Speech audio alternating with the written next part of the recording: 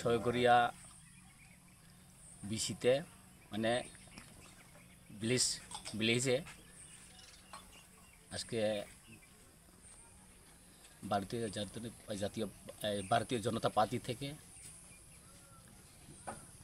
আমরা হালাম সম্প্রদায়ের তথা কাইপেং সম্প্রদায় হালাম সম্প্রদায় কংগ্রেসের পতাকা তলে সামিল হয়েছেন 20 পরিবারের 67টি